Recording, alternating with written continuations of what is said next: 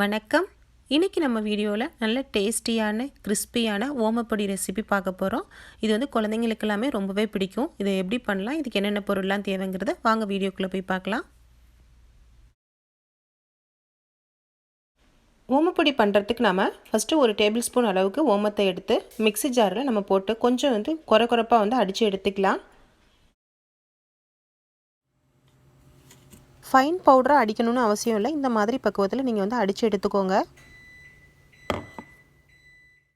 ஒரு cup hot வாட்டரை எடுத்து நம்ம இப்போ அடித்த ஓமத்தை இதில் கலந்துடலாம். கலந்துட்டு ஒரு மூடியை போட்டு ஒரு 10 நிமிஷத்துக்கு மூடி வச்சுருங்க. இதோட ஃப்ளேவர் எல்லாமே தண்ணியில் நல்லா இறங்கி வந்துடும். இப்போ நாம் 2 கப் அளவுக்கு கடலை மாவை சேர்த்துக்குவோம்.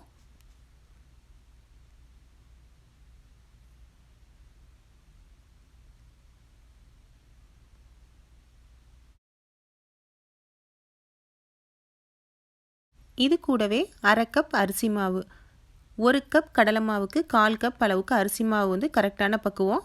நம்ம இப்போ 2 கப் கடலை மாவு எடுத்துருக்கிறதுனால அரை கப் அளவுக்கு நம்ம அரிசி மாவை இப்போ சேர்த்துக்கலாம். இது கூட நம்ம தேவையான உப்பையும் சேர்த்துக்குவோம். அரை டீஸ்பூன் மஞ்சள் தூள்,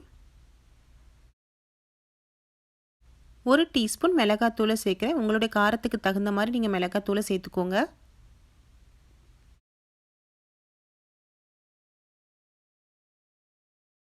கூடவே 1 டேபிள் ஸ்பூன் அளவுக்கு வெண்ணெயை சேர்க்குறேன். நம்ம வெண்ணெயை சேர்த்து பிசைஞ்சு செஞ்சோம் அப்படின்னா நல்லா நமக்கு கிறிஸ்பியாக கிடைக்கும். இது ஆப்ஷனல் தான், இருந்தால் நீங்கள் சேர்த்துக்கோங்க. இல்லை அப்படின்னா நம்ம எண்ணெயை சேர்த்து கூட பிசைஞ்சிக்கலாம். இப்போ மாவை நல்லா கலந்து விட்டுக்கலாம். ஊற வச்ச ஓம தண்ணியை நம்ம வடிகட்டி எடுத்து வச்சுக்குவோம். இது கூடவே நான் இன்றைக்கி சின்ன பீஸ் பெருங்காயத்துண்டையும் ஊற வச்சு வச்சுருக்கேன். உங்கள்கிட்ட தூள் பெருங்காயமாக இருந்தால் நீங்கள் மாவு கூடயே சேர்த்து கூட நம்ம பிசைஞ்சிக்கலாம். இப்போ நம்ம எடுத்து வச்சுருக்க தண்ணியை கொஞ்சம் கொஞ்சமாக சேர்த்து நல்லா சப்பாத்தி மாவு பக்குவத்துக்கு நீங்கள் பிசைஞ்சு எடுத்துக்கோங்க.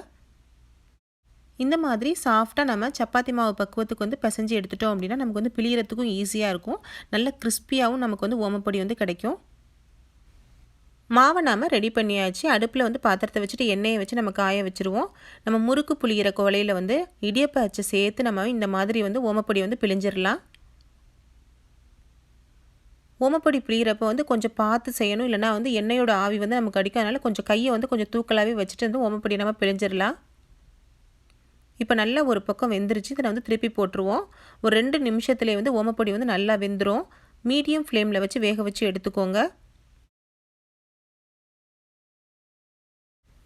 இப்போது ஓமப்பொடி சூப்பராக வெந்து ரெடி ஆகிடுச்சு. நம்ம இதை எடுத்து பிளேட்டுக்கு மாற்றிடுவோம்.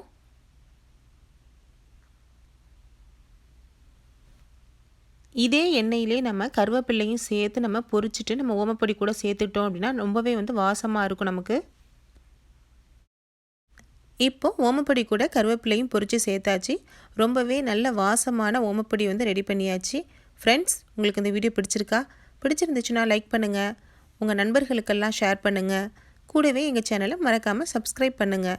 தேங்க்யூ.